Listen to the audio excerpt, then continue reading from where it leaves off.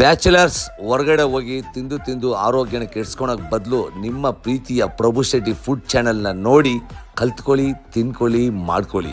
ಇವತ್ತು ಬಂದು ಪಾಲಕ್ ಸೊಪ್ಪಿನ ಗೊಜ್ಜು ಮಿನಿಮಮ್ 10 ದಿನ ಸ್ಟೋರೇಜ್ ಮಾಡ್ಕೋಬೋದು, 10 ನಿಮಿಷದಲ್ಲಿ ಮಾಡ್ಬೋದು. ಒಂದು ಮಿಕ್ಸಿ ಜಾರಲ್ಲಿ 2 ಈರುಳ್ಳಿ ಹಾಕ್ಕೊಳ್ಳಿ, 3 ಟೊಮೊಟೊ, ನಿಂಬೆಹಣ್ಣಷ್ಟು ಹುಣಸೆ ಹಣ್ಣು, 10 ಬೆಳ್ಳುಳ್ಳಿ ಚಿಪ್ಪೆ ತೆಗಿಬೇಡಿ, ಪೇಸ್ಟ್ ಆಗಿ ರುಬ್ಕೊಳ್ಳಿ.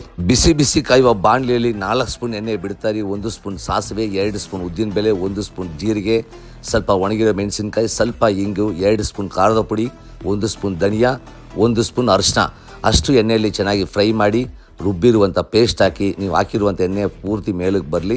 ಬಂದ ಮೇಲೆ 1 ಕಟ್ ಪಾಲಕ್ ಸೊಪ್ಪು ಹಾಕಿದ ಮೇಲೆ ರಪ ಅಂತ ತಿರುಗಿಸಿ ರುಚಿಗೆ ಎಷ್ಟು ಬೇಕಷ್ಟು ಉಪ್ಪು ಹಾಕಿ ಸ್ವಲ್ಪ ಹೊತ್ತು ಬಿಡಿ. ರೆಡಿ ಆಯಿತು ಪಾಲಕ್ ಸೊಪ್ಪಿನ ಗೊಜ್ಜು. 10 ದಿನ ಮನೇಲಿ ಸ್ಟೋರೇಜ್ ಮಾಡ್ಕೋಬೋದು. ಸಖತ್ತಾಗಿದೆ.